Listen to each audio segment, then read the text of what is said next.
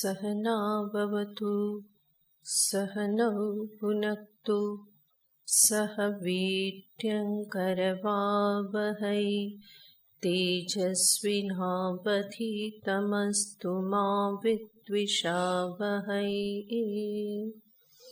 ॐ शान्ति शान्ति शान्तिः।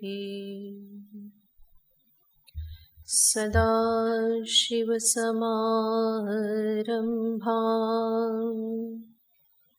शङ्कराचार्यमध्यमाम् अस्मदाचार्यपर्यन्ताम् वन्दे गुरुपरम्पराम्।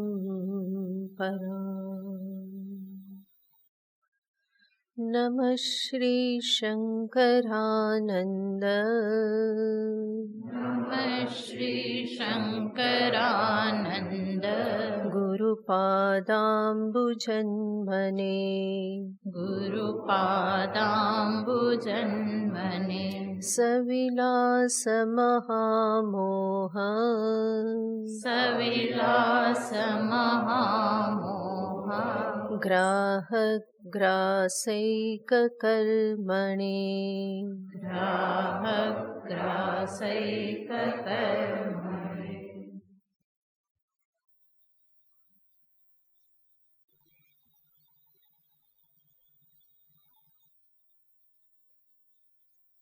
बावीसमो श्लोक। सतो नावयवाशङ्क्यास्तदंशस्यानिरूपणात् सतो नावयवाशङ्क्यास्तदंशस्यानिरूपणात् नामरूपेण तस्यांशौ तयोरद्याप्यनुद्भवात् नामरूपेण तस्यांशौ तयोरद्याप्यनुद्भवात् नामरूपोद्भवस्यैव सृष्टित्वात् सृष्टितः पुरा नामरूपोद्भवस्यैव सृष्टित्वात् सृष्टितः पुरा न तयोरुद्भवस्तस्मात् निरंशं सद्यथा वियत् न तयोरुद्भवस्तस्मात् निरंशं सद्यथा वियत् सदन्तरं सजातीयं न वैलक्षण्यवर्जनात् सदन्तरं सजातीयं न वैलक्षण्यवर्जनात् नामरूपोपाधिभेदं विना नैव सतोभिदा नामरूपोपाधिभेदं विना नैव सतोभिदा विजातीयमसत्तत्तु न खल्वस्तीति गम्यते विजातीयमसत्तत्तु न खल्वस्तीति गम्यते नास्यातः प्रतियोगित्वं विजातीयाद्भिदा कुतः नास्यातः प्रतियोगित्वं विजातीयाद्भिदा कुतः एकमेवाद्वितीयं सत्सिद्धमत्र तु केचन एकमेवाद्वितीयं सत्सिद्धमत्र तु केचन विह्वला असदेवेदं पुरासीदित्यवर्णयन् विह्वला असदेवेदं पुरासीदित्यवर्णयन्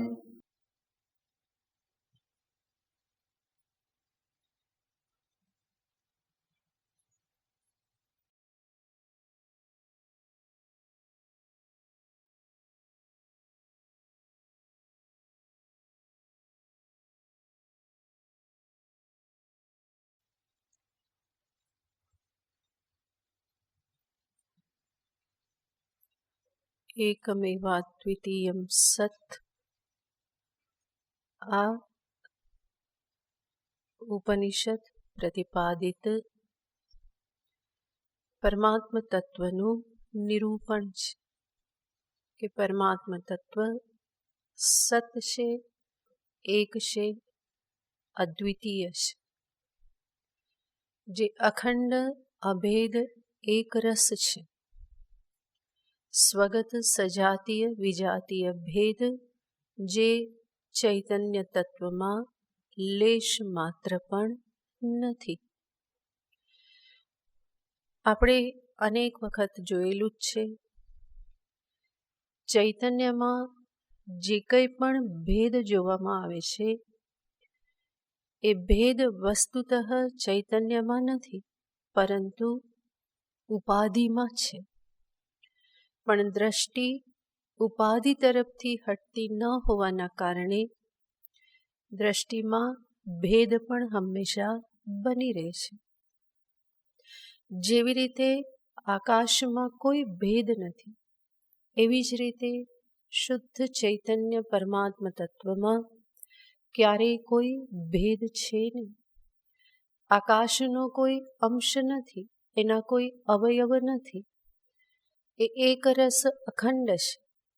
એવી જ રીતે પરમાત્મ તત્વ, સત્તત્વ, બ્રહ્મ તત્વ, આત્મ તત્વ જે પણ કહો, એ પણ અંશ રહિત છે, નિરવયવ છે, અને એટલા માટે ત્યાં પણ ભેદની કોઈ ગંધ માત્ર પણ નથી. તો આ જ પરમ સત્ય છે. પરમાત્મ તત્વ, સત્તત્વ, ચૈતન્ય તત્વ, અખંડ તત્વ, આ વેદાંત પ્રતિપાદિત સત્ય છે. પરંતુ સર્વલોક આને સ્વીકાર કરી શકતા નથી. ગઈ વખતે આપણે જોયેલું હતું, મનુષ્યની દ્રષ્ટિને, બુદ્ધિને હંમેશા ભેદ શોધવાની ટેવ પડેલી છે. બાહ્ય જગતમાં એ ભેદ શોધે છે, સ્વયંને પણ હંમેશા બીજાથી જુદો બતાવવા માટેનો હંમેશા પ્રયત્ન કરે છે. હું કેવી રીતે અલગ છું, અને એના આધારે જ બધી ફેશન, સ્ટાઇલ્સ, આ બધું એના આધારે જ બધું નીકળે છે. કંઈક જુદું દેખાવું છે.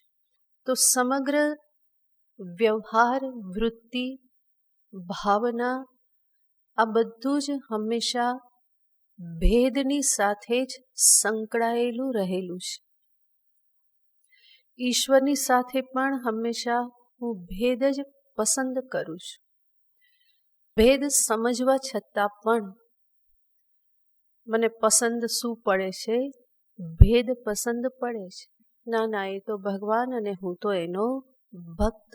એ સ્વામી, હું તો એનો દાસ છું, દાસાનું દાસ છું. ગમે એટલું વેદાંત શ્રવણ કરે, પરંતુ ફરી ગમે તો પેલું જ. કારણ કે સંસ્કાર એ પ્રકારના છે, અભેદના સંસ્કાર નથી. અને એટલા માટે અભેદ જચતું પણ નથી. સત્ય લાગવા છતાં પણ એ ગોઠતું નથી.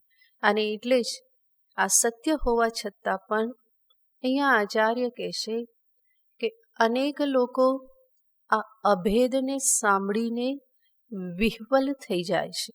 તો છેલ્લા શ્લોકમાં એમણે એ જ દર્શાવ્યું. વિહ્વલા અસદેવેદમ પુરાસીદિતિ વર્ણયન. સિદ્ધ તો થઈ ગયું કે એકમેવા દ્વિતીયમ સત્તત્વ છે, છતાં પણ આના સંદર્ભમાં કેટલાક લોકો વિહવળ થઈ જાય છે. માટે શ્રુતિ જ્યારે કહેશે કે સદૈવ ઇદમગ્ર આસીત એકમેવા દ્વિતીયમ, તો એ લોકો એનો અર્થ કરતા કહેશે કે આમાં આટલો જ અંશ લેવાનો કે આ જે કંઈ પણ હતું એ પહેલાં કેવું હતું? અસત હતું. બધું એક છે એ બાજુ શ્રુતિનો જોર નથી. જ્યારે પોતાના દ્રઢ સંસ્કાર હોય, પૂર્વાગ્રહો હોય, તો શ્રુતિના વચનોને પણ એ જ રીતે પોતાના સંસ્કારોના આધારે અર્થઘટન કરવામાં આવતું હોય. સર્વત્ર આ જ રીતિ છે. અહીંયા પણ તમે બધા વેદાંત શ્રવણ કરો, બધું દર્શાવવામાં આવે, પણ તમે ગ્રહણ કેવી રીતે કરવાના? તમારા પોતાના સંસ્કારના આધારે. તો સર્વત્ર આ રીતે જ છે. માટે એ લોકો કહેશે કે આ બધું પહેલાં નહોતું, અસત હતું, એવું સ્વીકારે, બરાબર, પણ પરમાત્મ તત્વ એક છે, સત છે, આ બધું કહેવાની કોઈ જરૂર નથી. તો આવી રીતે એ કહેશે અસદેવ ઇદમ પુરા આસીત, આ બધું પહેલાં અસત હતું એટલું જ માત્ર વર્ણન કરે છે. એક તત્વ પરમ સત્ય છે, એને સ્વીકારવામાં એ વિહવળ થઈ જાય છે. કેવા વિહવળ થઈ જાય છે? દ્રષ્ટાંત સાથે આગળના શ્લોકમાં કહેશે મગ્નસ્યાબ્ધૌ યથા ક્ષાણી વિહ્વલાનિ તથાસ્ય ધીઃ. મગ્નસ્યાબ્ધૌ યથા ક્ષાણી વિહ્વલાનિ તથાસ્ય ધીઃ. અખંડૈકરસં શ્રુત્વા નિષ્પ્રચારા બિભેત્યતઃ. અખંડૈકરસં શ્રુત્વા નિષ્પ્રચારા બિભેત્યતઃ. મગ્નસ્યાબ્ધૌ યથા ક્ષાણી વિહ્વલાનિ તથાસ્ય ધીઃ. અખંડૈકરસં શ્રુત્વા નિષ્પ્રચારા બિભેત્યતઃ. અબ્ધૌ મગ્નસ્ય, જલમાં જે ડૂબ્યો એની અક્ષાણી વિહ્વલાની, એની ઇન્દ્રિયો જેવી રીતે વિહવળ થઈ જાય છે, એવી જ રીતે આ અખંડૈકરસ તત્વનું શ્રવણ કર્યું તો ત્યાં આ લોકોની બુદ્ધિ કેવી થઈ જાય છે? નિષ્પ્રચારા, ચાલતી નથી, અને પરિણામે બિભેતિ અતઃ, આ અખંડ તત્વથી એ લોકો ભય પામે છે.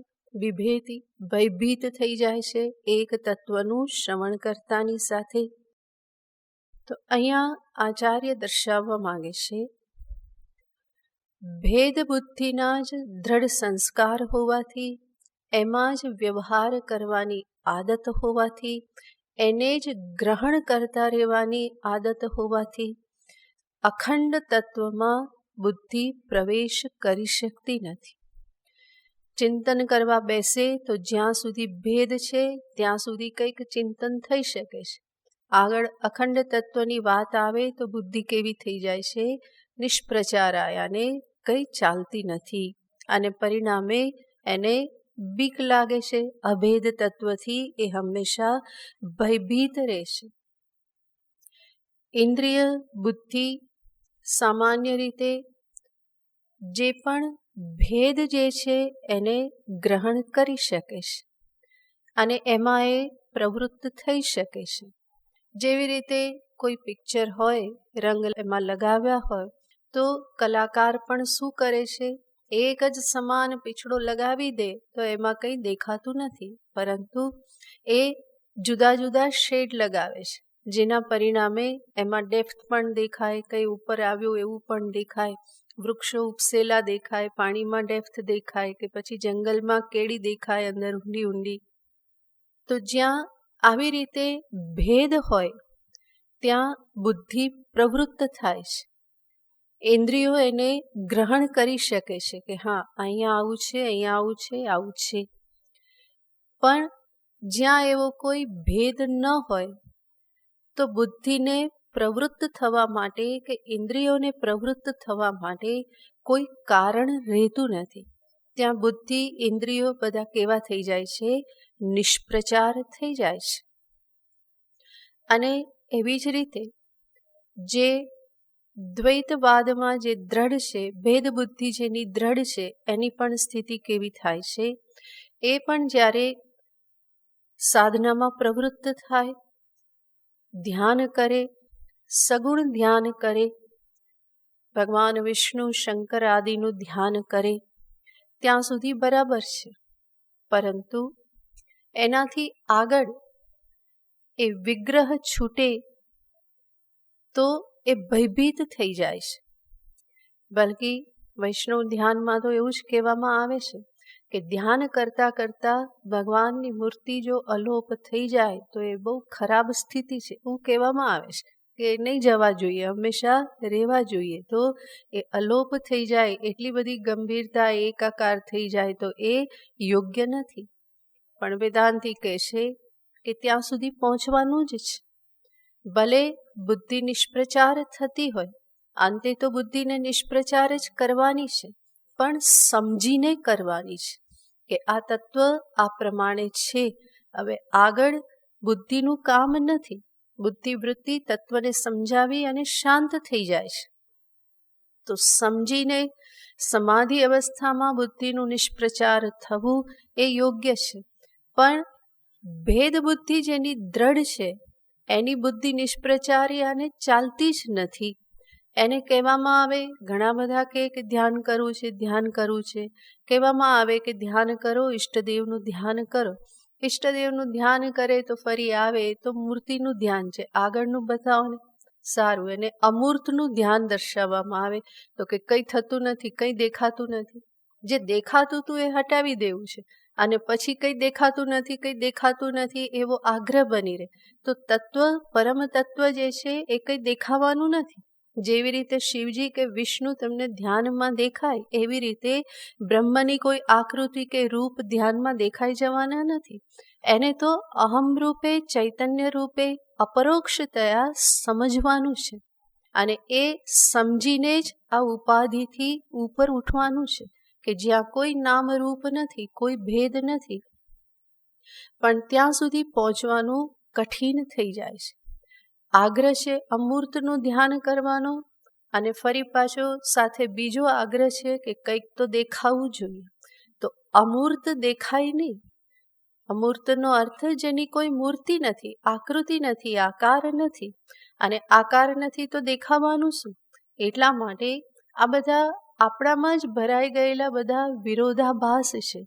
અપેક્ષા કંઈ રાખીએ છીએ અને એની સાથે બીજી વિરુદ્ધ અપેક્ષા પણ રાખીએ છીએ. અમૂર્તનું ધ્યાન કરવું છે અને ફરી શું કરવું છે? કંઈક તો જોવું છે, કંઈક તો અનુભવ કરવો છે. અંતે કંઈ નહીં તો લાઈટ તો જોવી જ છે. કંઈક અંદર દીપક, જ્યોતિ, નીલ જ્યોતિ, કેટલી કેટલી જ્યોતિનું વર્ણન કરી દેવામાં આવે છે કે આ જ્યોતિના દર્શન કરવાના છે. અને પછી કે જ્યોતિ કેવી છે? નિરાકાર છે. અરે જ્યોતિ છે, જ્યોતિના દર્શન છે ને ફરી પાછા કોઈ નિરાકાર? તો નિરાકારની કોઈ જ્યોતિ પણ ન હોય. તો આ બધું આપણા મનમાં જલ્દી બેસતું નથી. દ્વૈતવાદીના મનમાં પણ આ બધું બેસતું નથી. અને એના પરિણામે જ્યારે અખંડ તત્વની વાત આવે તો ગભરાઈ જાય છે. એનો સ્વીકાર થઈ શકતો નથી. ત્યાં એની બુદ્ધિ ચાલતી નથી. એટલા માટે શાસ્ત્રીય માર્ગે ચાલવામાં આવે. શાસ્ત્રીય માર્ગે જે પણ સાધના દર્શાવવામાં આવેલી છે એના પર એક એક સોપાન આગળ વધવામાં આવે તો છેલ્લે અંત સુધી પહોંચી શકાય. અધિકારાનુરૂપ પગલાં ભરવાના હોય અને તો પરમ તત્વ સુધી પહોંચી શકાય. સમજવું પડે, શાસ્ત્ર શ્રદ્ધા સાથે આગળ વધવું પડે. એ ન હોય તો કોઈ રીતે આ તત્વ હાથમાં આવવાનું નથી. આચાર્ય એને જ આગળ દર્શાવતા રહેશે અને કહેતા રહેશે કે આના વગર ઉદ્ધાર નથી. અને આ જ પરમ સત્ય છે. એના માટે અનેક આચાર્યોને પ્રમાણ તરીકે દર્શાવે છે. તો આગળના શ્લોકમાં આચાર્ય કહેશે કે આ જ વાત ગૌડપાદાચાર્યજી કહી ગયેલા છે. કઈ વાત? તો કે અભયમાં ભય દર્શન કરે છે. આગળનો શ્લોક ગૌડાચાર્યા નિર્વિકલ્પે સમાધાવન્ય યોગિનામ ગૌડાચાર્યા નિર્વિકલ્પે સમાધાવન્ય યોગિના સાકાર બ્રહ્મનિષ્ઠાનામત્યંતમ ભયમુચિરે સાકાર બ્રહ્મનિષ્ઠાનામત્યંતમ ભયમુચિરે ગૌડાચાર્યા નિર્વિકલ્પે સમાધાવન્યયોગિનાં સાકાર બ્રહ્મનિષ્ઠાનામત્યંતં ભયમુચિરે. ગૌડાચાર્ય, ગૌડાચાર્ય યાને ગૌડપાદાચાર્ય, શંકરાચાર્યજી મહારાજના ગુરુ ગોવિંદ પાદાચાર્ય અને ગોવિંદ પાદાચાર્યજીના ગુરુ છે ગૌડપાદાચાર્યજી, જે વેદાંત પરંપરામાં એક એવા આચાર્ય, માનવરૂપ આચાર્ય કે જેમના શબ્દોને ઉપનિષદ વાક્ય સમાન માનવામાં આવે છે. જે પણ વેદાંત પરંપરા નારાયણમ પદ્મભુવમ જે આખું વર્ણન કરવામાં આવે છે, એમાં પ્રથમાચાર્ય નારાયણ છે. ભગવાને બ્રહ્માજીને ઉપદેશ આપ્યો. નારાયણ અને બ્રહ્મા આ બંને દેવરૂપ આચાર્ય છે, વેદાંતના આચાર્ય, પરંતુ એક એવી યોનિ છે, દેવ યોનિ છે, દેવરૂપ આચાર્ય છે. પછી આવે છે વસિષ્ઠ, શક્તિ, પરાશર, વ્યાસ. આ ચાર ઋષિરૂપ આચાર્ય છે. પહેલા બંને દેવરૂપ છે, ત્યાર પછી આ ચાર ઋષિરૂપ આચાર્ય છે.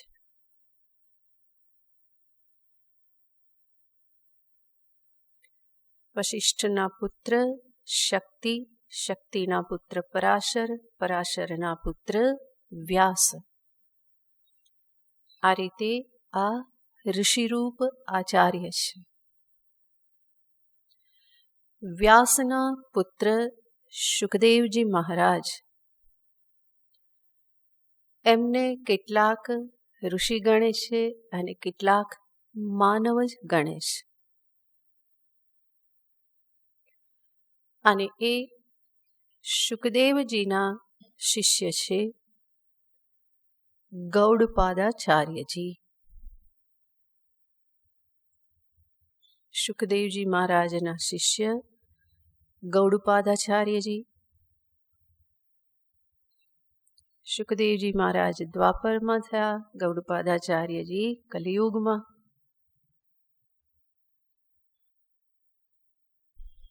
ગૌડપાદાચાર્યજીના શિષ્ય છે ગોવિંદપાદાચાર્યજી અને એમના શિષ્ય છે શંકરાચાર્યજી મહારાજ. અહીંયા જે શુકદેવજી મહારાજ, ગૌડપાદાચાર્યજી મહારાજ કે ગોવિંદપાદાચાર્યજી મહારાજ, એમની વચ્ચેનો જે ગેપ જે છે હજારો વર્ષોનો છે. શંકરાચાર્યજી મહારાજના ગુરુજી પણ ગોવિંદપાદાચાર્યજી ગુફામાં વર્ષોથી બેઠેલા હતા શંકરની પ્રતીક્ષામાં. તો આપણે આમાં ખાલી વર્ષોનો હિસાબ કરીને કંઈ નક્કી ના કરી શકીએ. તો ઘણા બધા વર્ષો સમાધિમાં છે. એવું જ ગૌડપાદાચાર્યજીનું છે કે જેને પછી ગોવિંદપાદાચાર્યજી મળ્યા. ગોવિંદપાદાચાર્યજી પણ કેટલા વર્ષો સુધી સમાધિમાં રહેલા છે, ત્યાર પછી શંકરાચાર્યજીને મળ્યા. તો આ રીતે આ આખી વેદાંત પરંપરા છે. અને આમાં મુખ્ય જે બે આચાર્ય ગૌડપાદાચાર્યજી અને શંકરાચાર્યજી મહારાજ. ગૌડાચાર્ય એ ગૌડપાદાચાર્યજીનું જ નામ છે. અહીંયા આચાર્યએ કહ્યું ગૌડાચાર્યા નિર્વિકલ્પે, કારણ કે એ ગૌડ દેશમાં એમનો જન્મ થયેલો છે. ગૌડ દેશ યાને બંગાળ આદિ જે વિસ્તાર જે છે એને ગૌડ દેશ કહેવામાં આવે છે. અને શંકરાચાર્યજી મહારાજ એ દ્રવિડાચાર્ય છે. એ દ્રવિડ દેશમાં એમનો જન્મ થયેલો છે. તો ગૌડાચાર્ય અને દ્રવિડાચાર્ય આ બે આપણા આચાર્ય પ્રસિદ્ધ છે. ગૌડ દેશમાં જન્મ્યા છે એટલા માટે ગૌડાચાર્ય, એમનું નામ કોઈને ખબર નથી. તો આપણા આચાર્યો બહુ નામની પ્રસિદ્ધિ કરતા નહોતા. અને એટલા માટે જેવી રીતે ઉડિયા બાબા ઉડિયા દેશમાં જન્મેલા છે માટે એને ઉડિયા બાબા કહેવામાં આવે, બંગાળી બાબા કહેવામાં આવે. બંગાળ દેશમાં જન્મેલા બંગાળી બાબા. એવી રીતે ગૌડ દેશમાં જન્મેલા એ ગૌડાચાર્ય. તો ગૌડપાદાચાર્યજી જેમણે માંડુક્ય ઉપનિષદ પર કારિકારૂપ વ્યાખ્યા લખેલી છે. અને માંડુક્ય ઉપનિષદ કેવલ 12 મંત્ર છે. અને એ 12 મંત્ર ઉપર આચાર્યએ વિસ્તૃત વ્યાખ્યા લખેલી છે. 4 પ્રકરણ છે, જેમાં આગમ, વૈતથ્ય, અદ્વૈત, અલાત, શાંતિ આવા 4 પ્રકરણ છે, કારિકા લખેલી છે. અને એ એક જ ગ્રંથ છે એમનો. અને એ કારિકા જે છે એ એના શબ્દોને ઉપનિષદ તુલ્ય સમજી અને એનું ઉદ્ધરણ કરવામાં આવે છે.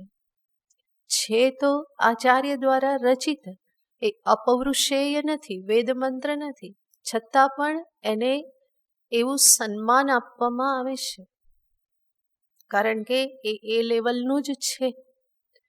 તો એવા ગૌડપાદાચાર્યજી કે જેમણે આ માંડુક્ય કારિકા લખેલી છે, અને એમાં એ પણ કહે છે કે આવા અખંડ તત્વમાં, અભય તત્વમાં આ બધા લોકોને ભયના દર્શન થાય છે. તો એને જ અહીંયા આચાર્ય સમજાવે છે. ગૌડાચાર્યા નિર્વિકલ્પે સમાધૌ અન્ય યોગિનામ સાકાર બ્રહ્મનિષ્ઠાનામ અત્યંતમ ભયમ ઉચિરે.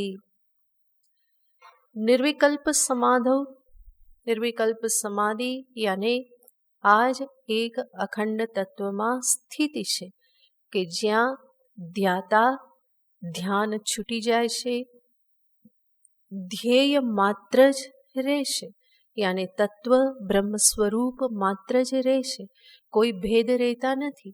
ધ્યાન દરમિયાનની ત્રિપુટી ધ્યાતા ધ્યાન ધ્યેય, આ ત્રિપુટીમાંથી ધ્યાતા ધ્યાન યાને ધ્યાન કરનારો અને ધ્યાન કરવાની જે ક્રિયા, ધ્યાનરૂપ ક્રિયા, આ બંને નિર્વિકલ્પ સમાધિમાં છૂટી જાય છે અને રહે છે માત્ર ધ્યેયાકાર બ્રહ્માકાર વૃત્તિ માત્ર. તો ધ્યેયાકાર માત્ર સ્થિત રહેવું, ધ્યેય માત્ર જ અવશિષ્ટ રહે, એને જ કહેવામાં આવે છે નિર્વિકલ્પ સમાધિ. કારણ કે જે ધ્યેય છે એનું સ્વરૂપ કેવું છે? નિર્વિકલ્પ છે.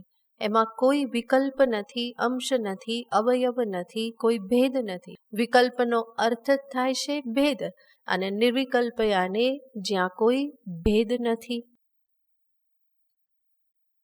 તો તત્વ નિર્વિકલ્પ છે, માટે એ તત્વમાં સ્થિતિરૂપી જે સમાધિ છે એ સમાધિને પણ નિર્વિકલ્પ સમાધિ કહેવામાં આવે છે. અને આચાર્ય કહેશે કે નિર્વિકલ્પે સમાધૌ, આ અખંડ એક અદ્વિતીય પરમ બ્રહ્મમાં જે સ્થિતિરૂપ સમાધિ જે છે એમાં અન્ય યોગીનામ સાકાર બ્રહ્મનિષ્ઠાનામ, અન્ય યોગી ભગવાન કહે છે, અન્ય યોગી અને સાકાર બ્રહ્મનિષ્ઠાનામ, જે સાકાર બ્રહ્મમાં જ નિષ્ઠ છે, જે નિરાકારને જાણતા નથી અથવા તો એનો સ્વીકાર કરી શકતા નથી, એવા સાકાર બ્રહ્મનિષ્ઠ જે યોગીઓ જે છે, યોગી અને સાધકો જે છે, એમાં પ્રવૃત્ત જે છે એ લોકો અત્યંતમ ભયમ ઉચિરે, આ નિર્વિકલ્પમાં અત્યંત ભયનું કથન કરે છે. કથન કરે છે ગૌડાચાર્ય ભયમ ઉચિરે. ગૌડપાદાચાર્યજી કહેશે કે એ લોકોને આ નિર્વિકલ્પ સમાધિમાં બહુ ભય લાગે છે. એને લાગે છે કે જાણે બધું જ છૂટી ગયું, કારણ કે એ દ્વૈતમાં જ નિષ્ઠ છે. તો આ બધા યોગીઓને માટે અદ્વૈત એ કેવું બની રહેશે? ભયજનક બની રહેશે. કંઈ રહ્યું નહીં, એને થાય કે ભગવાન પણ નહીં રહ્યા. તો ભગવાન નહીં રહ્યા તો એને લાગે કે જાણે શું થઈ ગયું. પણ ભગવાન નહીં રહ્યા કયા સ્વરૂપે? ઔપાધિક સ્વરૂપે નથી રહેતા. ભગવાનનું પણ વાસ્તવિક સ્વરૂપ તો નિર્ગુણ નિરાકાર સ્વરૂપ જ છે, અને એ સ્વરૂપે હંમેશા છે, અને એ સ્વરૂપે એ મારાથી અભિન્ન છે. પરંતુ આ સૂક્ષ્મ સ્વરૂપ ગ્રહણ થતું નથી, જેના પરિણામે અભયમાં ભયનું દર્શન કરે છે. તો એ ગૌડપાદાચાર્યજી જે છે, જેમણે કહેલું છે કે આવી રીતે અભયમાં ભયનું દર્શન કરે છે, એ કઈ જગ્યાએ કહેશે? તો એ માંડુક્ય કારિકાનું જ ઉદ્ધરણ કરે છે આગળના શ્લોકમાં. અસ્પર્શયોગો વૈ નામ દુર્દર્શ સર્વયોગીભિઃ. अस्पर्शयोगो वैमेष दुर्दर्श सर्वयोगिभिः. योगिनो बिभ्यति यस्मात् अभये भयदर्शिनः. योगिनो बिभ्यति यस्मात् अभये भयदर्शिनः. શું છે આગળની લાઈનમાં? સ્પર્શયોગો નામેશ. નહીં, નામેશ નહીં. અસ્પર્શ યોગો વૈ નામ, આ મૂળ પાઠ છે. અસ્પર્શ યોગો વૈ નામ.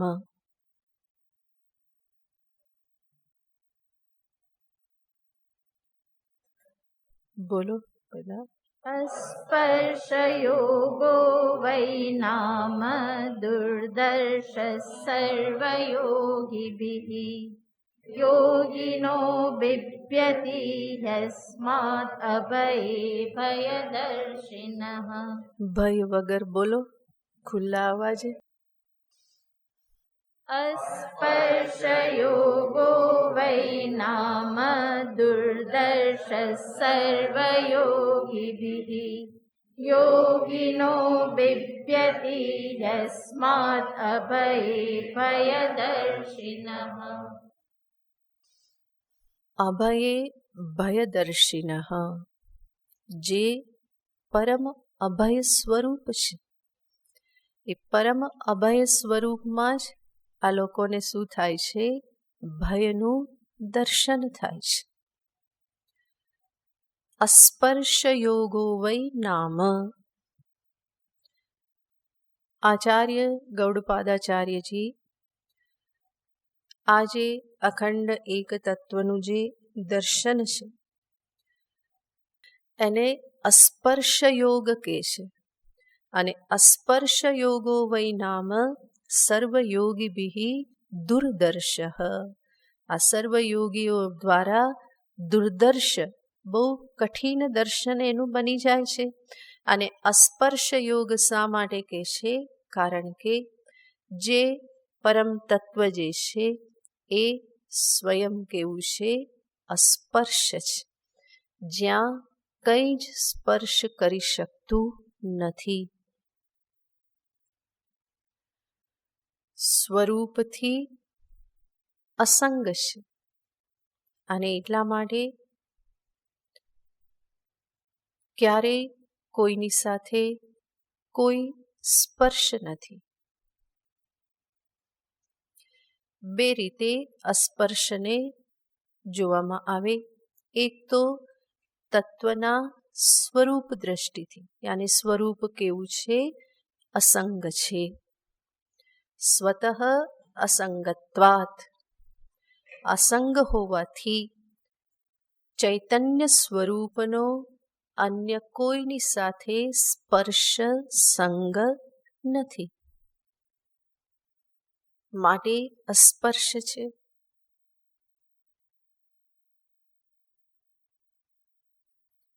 અને બીજું, સ્વરૂપ અસ્પર્શ છે, એનો અર્થ છે કે એ કોઈ પ્રમાણનો વિષય બનતું નથી, અપ્રમેય છે. કારણ કે જ્યાં પ્રમાણનો વિષય બનવાનું થાય ત્યાં ઇન્દ્રિય મનનો સંસ્પર્શ હોય છે. ઇન્દ્રિયનો વિષયની સાથે સ્પર્શ, સંયોગ, સંસ્પર્શ થાય છે. જેવી રીતે આપણે જોઈએ કે આ ક્લિપ છે, આ જાંબલી રંગની ક્લિપ છે. આ વિષયનું ભાન થયું ક્યારે થયું? જ્યારે ચક્ષુરિન્દ્રિયનો આ વિષયની સાથે સંસ્પર્શ થયો. એટલા માટે જ ભગવાન ગીતાજીમાં કહેશે, યે હિ સંસ્પર્શજા ભોગાહા દુઃખયોનય એવતે. સંસ્પર્શ યાને ઇન્દ્રિય અને વિષયનું જે સંગ, એ જ છે સંસ્પર્શ. તો જ્યાં પણ ઇન્દ્રિય મન દ્વારા વિષયનું ગ્રહણ થાય ત્યાં એ ઇન્દ્રિય મનનો વિષયની સાથે શું થાય છે? સંસ્પર્શ થાય છે. અહીંયા આ તત્વને કહેશે કે આ તો અસ્પર્શ યોગ છે. કારણ કે આ ચૈતન્ય તત્વને કોઈ પણ પ્રમાણથી ગ્રહણ કરી શકાતું નથી. પ્રત્યક્ષ પ્રમાણની ત્યાં પ્રવૃત્તિ નથી. ઇન્દ્રિયો ત્યાં પ્રવૃત્ત થઈ શકતી નથી. કારણ કે ઇન્દ્રિયો શબ્દ સ્પર્શ રૂપ રસ ગંધને ગ્રહણ કરી શકે, અને તત્વમાં શબ્દ સ્પર્શ રૂપ રસ ગંધ છે નહીં. માટે ઇન્દ્રિયોનો ત્યાં કોઈ ભાગ ત્યાં રહેતો નથી. અને બાકીના પ્રમાણો જે છે એ પ્રમાણ પ્રત્યક્ષ મૂલક છે. પ્રત્યક્ષ મૂલક જ અનુમાન પ્રમાણ છે. ધુમાડો દેખાય તો અગ્નિનું અનુમાન થાય, તો ધુમાડો તો પ્રત્યક્ષ દેખાય છે ને, તો એ પ્રત્યક્ષ મૂલક જ છે અનુમાન પણ. ઉપમાન કે જ્યાં સાદૃશ્ય જોવામાં આવે, ઉપમા આપવામાં આવે, તો જેની ઉપમા આપવામાં આવે છે એને તો આંખથી ગ્રહણ કરો છો અને પછી બીજાને સમજવાની કોશિશ થાય છે. તો ઉપમાન પ્રમાણ એ પણ પ્રત્યક્ષ મૂલક છે. એટલું જ નહીં, આગળના અર્થાપત્તિ એ અનુમાન રૂપ જ છે. અનુપલબ્ધિ પણ પ્રત્યક્ષ મૂલક છે. તમે વિષયનું ગ્રહણ નથી કરતા, અભાવ છે, એ ભાન પણ કેવી રીતે થાય છે? તો ચક્ષુથી જ થાય છે. તો પ્રત્યક્ષ મૂલક છે. શબ્દ જે છે એ પણ પ્રત્યક્ષ મૂલક છે. ઇન્દ્રિય થકી ગ્રહણ કરો છો અને પછી અર્થનું અનુસંધાન કરો છો. શ્રવણેન્દ્રિય એ ઇન્દ્રિય જ છે અને એ પ્રત્યક્ષ પ્રમાણમાં જ આવે છે. પાંચેય ઇન્દ્રિય, જ્ઞાનેન્દ્રિય પ્રત્યક્ષ પ્રમાણ છે અને તન્મૂલક બીજા બધા પ્રમાણો પ્રવૃત્ત થાય છે. એટલા માટે તત્વ કે જે પ્રમાણનો વિષય નથી, માટે કોઈ પણ પ્રમાણ એનો સ્પર્શ કરી શકતા નથી, અપ્રમેય. કેવળ કામ લાગે છે ઉપનિષદના શબ્દો, અને એ શબ્દો પણ કેવી રીતે કાર્ય કરે છે? અતત યાને જે બ્રહ્મ નથી એને હટાવે છે. નિષેધ વિધિથી જ કાર્ય કરે છે. જે બ્રહ્મ નથી એનો નિષેધ કરી દે છે નેતિ નેતિ. અશબ્દમ સ્પર્શમ રૂપમ અવ્યયમ તથા રસમ નિત્યમ અગંધવચ્ચ. જે તત્વ કેવું છે? તો કહેશે અશબ્દમ, જેમાં શબ્દ નથી, અસ્પર્શમ, જેમાં સ્પર્શ નથી, જેમાં રૂપ નથી, જેમાં ગંધ નથી. આ ઉપનિષદની પ્રતિપાદનની શૈલી છે. તો સર્વ શબ્દ જે છે એક શું કાર્ય કરે છે? જે બ્રહ્મ નથી એને હટાવવાનું કામ કરે છે, અને એના દ્વારા બ્રહ્મનો નિર્દેશ કરી દે છે. લક્ષણાવૃત્તિથી જે નિર્દેશ થાય ત્યાં સીધો સીધો સ્પર્શ હોતો નથી. તો આ રીતે પરમ તત્વનું નિરૂપણ એ કોઈ પ્રમાણથી સંભવ નથી. માટે પણ એ કેવું છે? અસ્પર્શ છે. એટલું જ નહીં, એના વિષયમાં જે કંઈ પણ કહેવામાં આવે કે આ જ પરબ્રહ્મ તત્વ જગતનું કારણ છે. યતો વા ઇમાની ભૂતાની જાયન્તે યેન જાતાની જીવંતી યત પ્રયંત્ય વિષમ વિશંતી તદ્બ્રહ્મ. આ રીતે એ પરમ બ્રહ્મનું નિરૂપણ કરવામાં આવે છે. જેમાંથી જગત ઉત્પન્ન થાય, જેમાં સ્થિત રહે, જેમાં લય પામી જાય, એ બ્રહ્મ છે, એને જાણો. પણ આ જે નિરૂપણ જે છે એ નિરૂપણ પણ કેવું છે? તો કે બ્રહ્મનું જગત કારણત્વેન નિરૂપણ કરવામાં આવ્યું. અને ત્યાં પણ બ્રહ્મમાં જગત કારણત્વ વસ્તુતઃ છે નહીં, માયા થકી જગત કારણત્વનો ત્યાં આરોપ કરવામાં આવે છે. માટે જગત કારણ, જગત સ્થિતિ કારણ, જગત લય કારણ, આ કારણ જે બ્રહ્મ જે છે એ કેવું છે? માયા વિશિષ્ટ બ્રહ્મ. તો એ બ્રહ્મનું નિરૂપણ છે. શુદ્ધ બ્રહ્મમાં ક્યારેય કંઈ હતું નહીં, છે નહીં, હશે નહીં. શુદ્ધ બ્રહ્મમાંથી જગત આવતું નથી, એમાં સ્થિત રહેતું નથી કે એમાં લય પામતું નથી. જે પણ જગત કારણત્વ છે એ માયોપાધિક છે. તો આ બહુ સ્પષ્ટ રીતે ઉપનિષદ નિરૂપણ કરે છે. અને એટલા માટે જ આ પરમ બ્રહ્મને અજર શબ્દથી પણ કહેવામાં આવે છે. એ કેવું છે? અજમ. જગત રૂપે એનો જન્મ થતો નથી. સ્વયંનો કોઈ કારણમાંથી બ્રહ્મનો જન્મ થતો નથી, બ્રહ્મમાંથી કોઈ જગતનો જન્મ થતો નથી. તો એ અજ સ્વરૂપ છે, અજન્મા છે, અજ સ્વરૂપ છે. તો સર્વ દ્રષ્ટિથી જોવામાં આવે, સ્વરૂપ દ્રષ્ટિથી, પ્રમાણ દ્રષ્ટિથી, સમસ્ત જગત કારણત્વના દ્રષ્ટિથી જોઈએ તો તત્વ સ્વરૂપ કેવું છે? અસ્પર્શ છે. અને એટલા માટે આચાર્ય એને અસ્પર્શ યોગ એવા શબ્દથી કહે છે. અને કહે છે કે આવું આજે અસ્પર્શ યોગ રૂપ જે તત્વ જે છે, કે આ યોગ જે છે એ સર્વયોગીભિ દુર્દર્શ.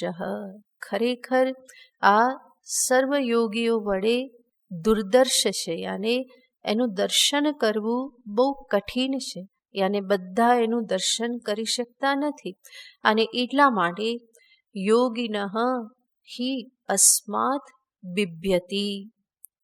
અન્ય યોગીઓ બધા જે છે એ આનાથી ડરે છે. અખંડ તત્વનો, અદ્વય તત્વનો સ્વીકાર કરતા ડરે છે. અભયે ભયદર્શિનઃ. આશ્ચર્ય વ્યક્ત કરે છે કે કેવી વિડંબના છે. આ બધા અભય તત્વમાં જ કોનું દર્શન કરે છે? ભયનું દર્શન કરે છે. જે સંપૂર્ણ અભય છે, બલ્કિ સાચો અભય એમાં જ છે, અદ્વિતીય તત્વમાં જ છે. દ્વિતીયાધિ ભયમ ભવતી. જ્યાં દ્વિતીય હશે તેનાથી ભય થાય છે. જ્યારે તત્વ કેવું છે? અદ્વિતીય, સંપૂર્ણ નિર્ભય, અભય. અને એમાં જ આને શેના દર્શન થઈ જાય છે? ભયના દર્શન થઈ જાય છે. તો આ તત્વને સમજવું, એનો સ્વીકાર કરવો એટલી સરળ વસ્તુ નથી. ભગવાનને અભિન્ન રૂપે સ્વીકાર કરવા એ એટલું સરળ નથી. આપણને હંમેશા કોણ જોઈએ છે? તો કે એવું કોઈક જોઈએ છે જે બધું સંભાળી લે. મારે કંઈ કરવું પડે નહીં. અને એવા આપણે કોને જોઈએ? ભગવાનને જોઈએ. એટલું જ નહીં, જગતને સત્ય માનનારા એમને પણ એવી એક શક્તિ ઈશ્વરની હંમેશા જરૂર પડે કે જે જગતની વ્યવસ્થા બનાવી રાખે. તો જગત સત્યત્વવાદી એ સાથે સાથે કેવા બની રહેશે? વ્યવસ્થાવાદી બનવું જ પડે, કારણ કે સત્ય સ્વીકાર કરે છે તો એની વ્યવસ્થાને પણ સ્વીકાર કરવી પડે, અને જગતની બધી વ્યવસ્થાનું સંચાલન કરનાર પણ કોઈને હંમેશા સ્વીકાર કરવો જ પડે. વેદાંત પણ સ્વીકાર કરે જ છે, જગત કરતા, જગત સંચાલન કરતા, નિયંતા બધાનો સ્વીકાર કરે છે, પરંતુ એ બધું જ કઈ અવસ્થામાં છે? અવિદ્યાવસ્થામાં, માયોપાધિક અવસ્થામાં છે. શુદ્ધ ચૈતન્ય ઘન તત્વમાં કોઈ જ ત્યાં એનો સ્પર્શ થતો નથી. અને એ તત્વ જ્યારે સ્વીકાર કરવામાં આવે, એક અદ્વિતીય તત્વનો જ્યારે સ્વીકાર થાય તો એની સાથે આ સ્વીકાર પણ થઈ જ ગયો હોય છે કે સંપૂર્ણ નામરૂપોપાધિક ભેદ ભિન્ન જગત જે છે એ મિથ્યા છે. અને જગત મિથ્યા હોવાથી એમાં 100% કોઈ વ્યવસ્થા બતાવી શકાય નહીં, અને આવશ્યકતા પણ નથી રહેતી. પ્રતીત થાય છે ત્યાં સુધી વ્યવસ્થા છે, સ્વીકાર કરી લો, પણ જ્યાં એમાં મિથ્યાત્વ બુદ્ધિ બની ગઈ તો પછી વ્યવસ્થાની આવશ્યકતા નથી રહેતી. સ્વપ્નમાં જ્યાં સુધી હોઈએ, સ્વપ્નમાં સ્વપ્ન સત્ય લાગે અને ત્યાં સુધી ઘણો બધો વિચાર કરીએ કે આમ કરવાનું છે, અહીંયા પહોંચવાનું છે, આને આમ કહેવાનું છે, આમ થયું, આમ થયું. જે ક્ષણે ખબર પડી કે આ સ્વપ્ન છે, એ ક્ષણે જાગી ગયા તો પછી સ્વપ્નની ચિંતા કરો છો? મારે અહીંયા પહોંચવાનું હતું, આટલા વાગે બસ છૂટી ગઈ, હવે હું જલ્દી ભાગું, ત્યાં તો ના પહોંચી વળ્યો પણ હવે પહોંચી જવું, આવું વિચાર કરો છો? નથી કરતા. શા માટે? કારણ કે ખબર પડી ગઈ કે કેવું છે, સ્વપ્ન છે. એવી જ રીતે જગતને જ્યારે સ્વપ્નવત જ્યારે સ્વીકાર કરી લેવામાં આવે, એ સમજી લેવામાં આવે તો એમાં વ્યવસ્થાનો એવો કોઈ આગ્રહ રહેતો નથી. વ્યવસ્થાનો આગ્રહ નહીં તો વ્યવસ્થાપકનો પણ આગ્રહ, એના સ્વીકારનો પણ એવો આગ્રહ રહેતો નથી. માટે વેદાંતીને માટે બંને સંભવ છે. માયોપાધિક સર્વ કઈ જગત, જગતનો નિયંતા, જગતનો સ્રષ્ટા, આ બધું જ સિદ્ધ થાય છે. અને માયા ઉપાધિને છોડતા વિદ્યાવસ્થામાં એક અખંડ અદ્વિતીય તત્વની પણ સિદ્ધિ થઈ જાય છે. પણ આ બંનેને સ્વીકારવું સર્વને માટે સંભવ બનતું નથી, દ્વૈતવાદીને માટે સંભવ બનતું નથી. અને એટલા માટે કહે છે કે આ કરવું બહુ તકલીફવાળું છે. એક અદ્વિતીય તત્વ તો હોઈ ના શકે, કંઈ ને કંઈ ભેદ તો હોવો જ જોઈએ, એવો એમનો આગ્રહ રહેશે. તો આચાર્યની કારિકાનું અહીંયા ઉદ્ધરણ કર્યું અને દર્શાવ્યું કે અદ્વૈત તત્વમાં કેવી રીતે ગૌડપાદાચાર્યજી પણ કહે છે કે બીજા બધા ભેદવાદીઓને ડર લાગે છે. ભગવાન ગૌડપાદાચાર્યજીનું ઉદ્ધરણ આપ્યું. હવે શંકરાચાર્યજી મહારાજના પણ શબ્દોનું ઉદ્ધરણ આપતા એ પણ જે વાત કરે છે એને આચાર્ય પોતાના શબ્દમાં જ આગળના શ્લોકમાં કહેશે. ભગવત પૂજ્ય પાદાશ્ચ શુષ્ક તર્ક પટૂન અમૂન. ભગવત પૂજ્ય પાદાશ્ચ શુષ્ક તર્ક પટૂન અમૂન. આહુર્માધ્યમિકાન ભ્રાંતાન ચિંત્યેસ્મિન સદાત્મની. આહુર્માધ્યમિકાન ભ્રાંતાન ચિંત્યેસ્મિન સદાત્મની. ભગવત પૂજ્ય પાદાશ્ચ શુષ્ક તર્ક પટૂન અમૂન. આહુર્માધ્યમિકાન ભ્રાંતાન ચિંત્યેસ્મિન સદાત્મની. ભગવત પૂજ્ય પાદાશ્ચ, શંકરાચાર્યજી મહારાજ શુષ્ક તર્ક પટૂન અમૂન માધ્યમિકાન ભ્રાંતાન અચિંત્યેસ્મિન સદાત્મની આહુહુ. ભગવત પૂજ્યપાદ શંકરાચાર્યજી મહારાજ અહીંયા કહેશે કે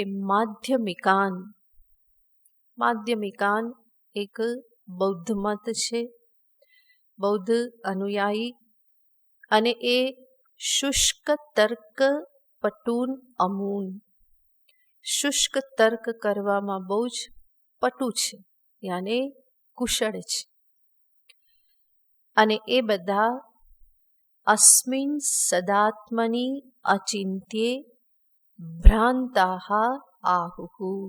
શંકરાચાર્યજી કહેશે કે આ બધા અચિંત્ય એવા સત અદ્વિતીય તત્વના વિષયમાં બધા કેવા છે? ભ્રાંતાહ, બધા ભ્રાંત થયેલા છે. પૂર્વ દ્વૈતવાદીને કહ્યું કે બધા ભય પામે છે. હવે અહીંયાથી કહેશે જે શૂન્યવાદી છે, કે જે કંઈ જ સ્વીકારતા નથી, તો એને અહીંયા ઉદ્ધરણ કરીને કહે છે કે માધ્યમિકાન, બૌદ્ધ ધર્મના 4 મત દર્શાવવામાં આવે છે. બૌદ્ધ ભગવાન તો એક જ દર્શાવી ગયા છે, ઉપદેશ આપી ગયા છે, પણ પછી જેમ આગળ જતા બધા ફાંટા પડતા હોય એવી જ રીતે બૌદ્ધ ધર્મના પણ આ 4 વિભાગ છે. એમાં એક છે માધ્યમિક કે જે શૂન્યવાદી છે.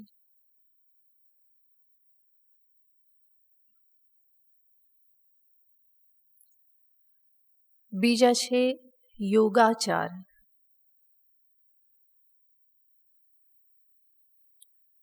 ત્રીજા છે સૌત્રાંતિક, ચોથા છે વૈભાષિક,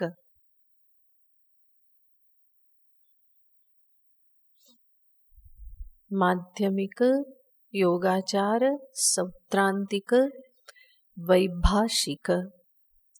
એમાં માધ્યમિક જે લોકો છે એ શૂન્યવાદી છે, યાને શૂન્યને માને છે. સર્વમ શૂન્યમ શૂન્યમ, એવી જ રીતે સર્વમ ક્ષણિકમ.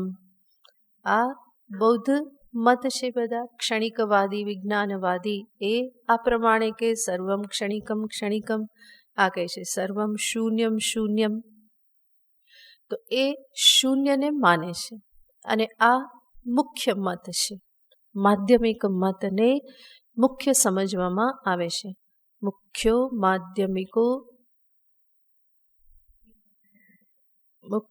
માધ્યમિકો વિવર્તમખિલમ શૂન્યસ્ય મેને જગત. આવડે છે?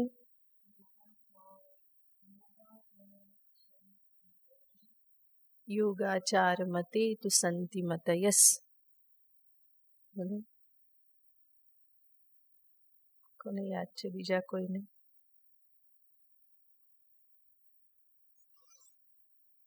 યોગાચાર મતે તુ સંતિ મતયસ તાસામ વિવર્તો ખિલઃ અર્થોસ્તિ ક્ષણિકો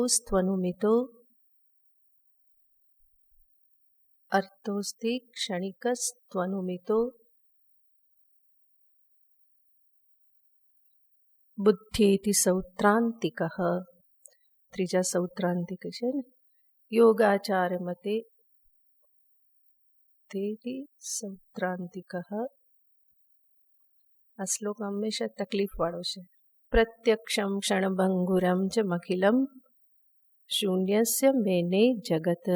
પ્રત્યક્ષમ ક્ષણભંગુરમ ચ મખિલમ વૈભાષિકો ભાસતે. માન પૂરું થયું. ગુરુ શિષ્ય ભેગા થઈને માન પૂરું કરે. ફરી બોલો આખો શ્લોક. આવડ્યો કે નહીં? હવે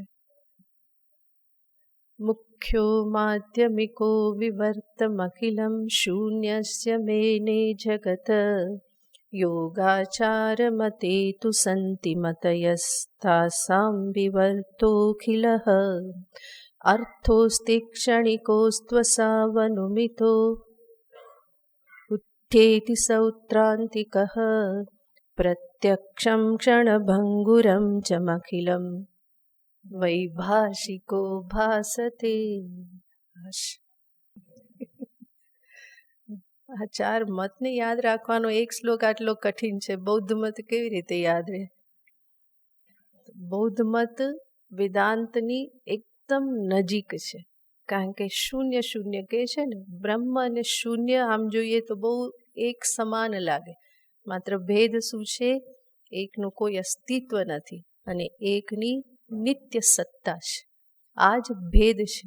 અને એટલા માટે એ બૌદ્ધ મત જે છે એ હંમેશા વેદાંતની બહુ નજીક છે અને એનું બહુ વિસ્તૃત રૂપે શંકરાચાર્યજી મહારાજ એનું ખંડન કરે છે. અને એમાં એ જ જે માધ્યમિક જે છે એ મુખ્ય છે. મુખ્યો માધ્યમિકો વિવર્તમખિલમ શૂન્યસ્ય મેને જગત. આ સમસ્ત જગતને શું માને છે? શૂન્ય માને છે. અને શૂન્યનું વિવર્ત જગત છે. કેવું આશ્ચર્ય છે ને બોલવાનું પણ. તો એ સમસ્ત શૂન્યને માને છે. આચાર્ય શંકરાચાર્યજી કહે છે કે આ જે માધ્યમિક જે છે એ શુષ્ક તર્ક કરવામાં બહુ જ કુશલ છે. શુષ્ક તર્ક પટુન અમૂન. શુષ્ક તર્કમાં એ બહુ જ કુશલ છે. શુષ્ક તર્ક કોને કહેવાય? જે તર્કનો મારા જીવન અનુભવની સાથે કોઈ સંબંધ ન હોય એવા તર્કને શું કહેવાય? શુષ્ક તર્ક કહેવાય. જે અનુભવની સાથે કોઈ સંબંધ ન ધરાવે તો એને શું કહેવાય? શુષ્ક તર્ક કહેવાય.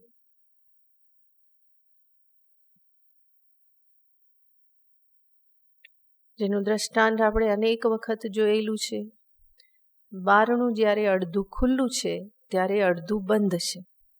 માટે જ્યારે બારણું આખું ખુલ્લું હોય ત્યારે આખું બોલો બારણું અડધું ખુલ્લું હોય ત્યારે કેવું હોય છે? અડધું બંધ હોય છે. હકીકત છે ને? જ્યારે અડધું ખુલ્લું હોય ત્યારે અડધું બંધ હોય છે. માટે જ્યારે બારણું આખું ખુલ્લું હોય ત્યારે આખું કેવું હોવું જોઈએ? બંધ હોવું જોઈએ. બરાબર.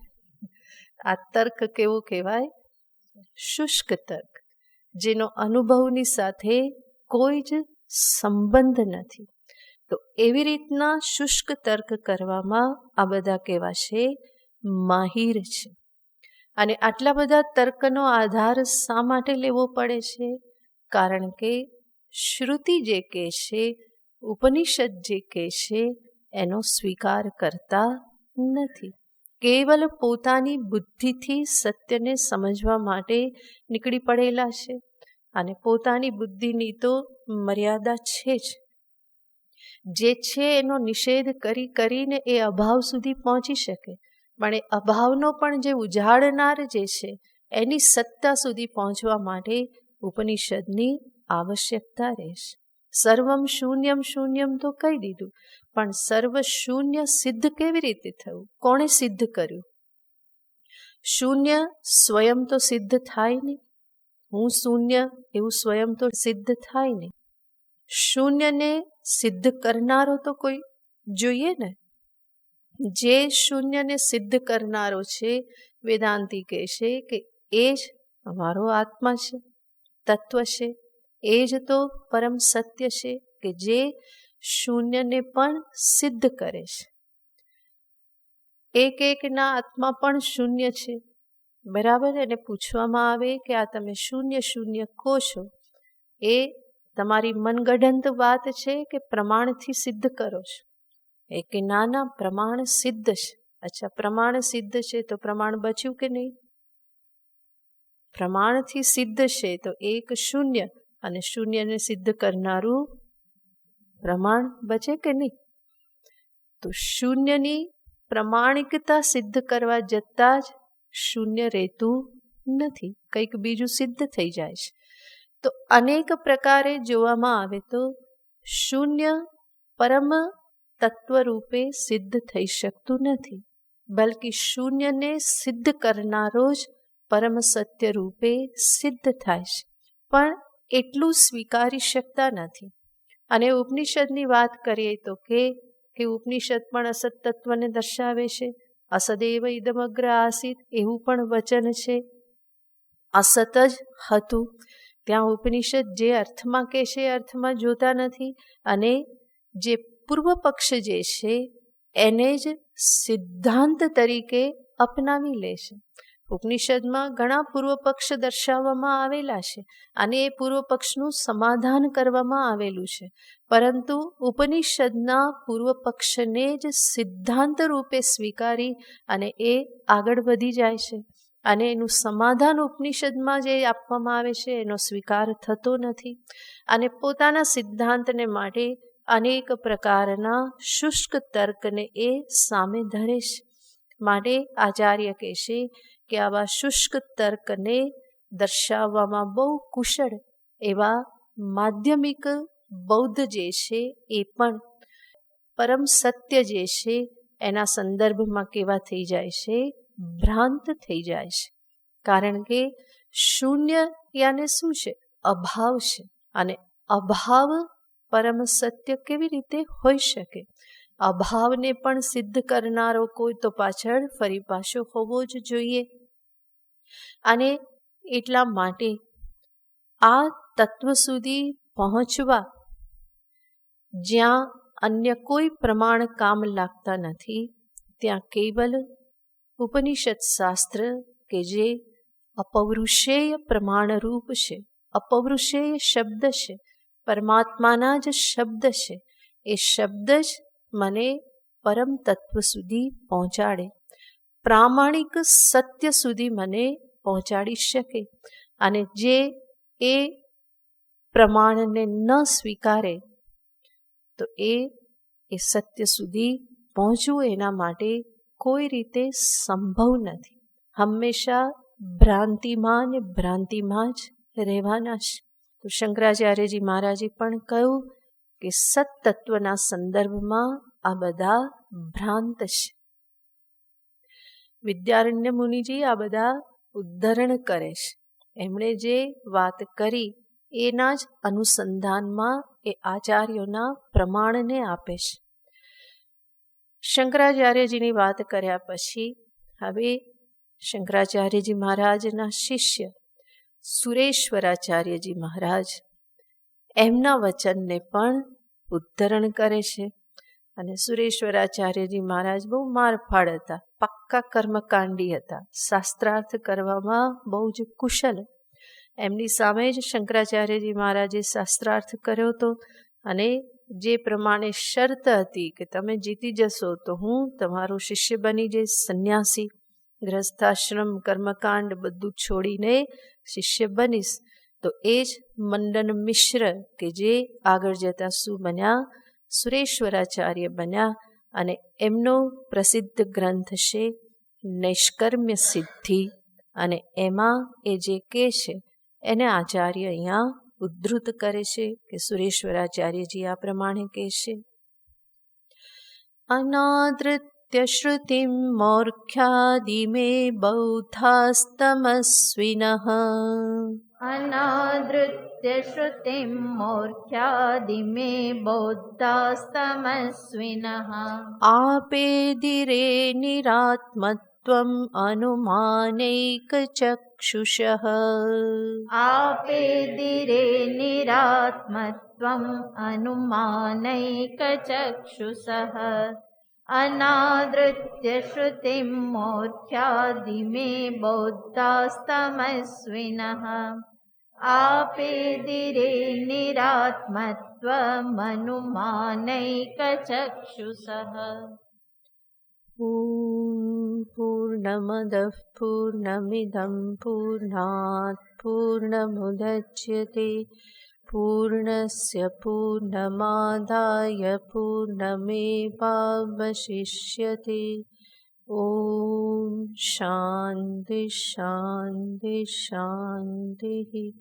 हरिः ॐ श्रीगुरुभ्यो नमः। हरिः ॐ।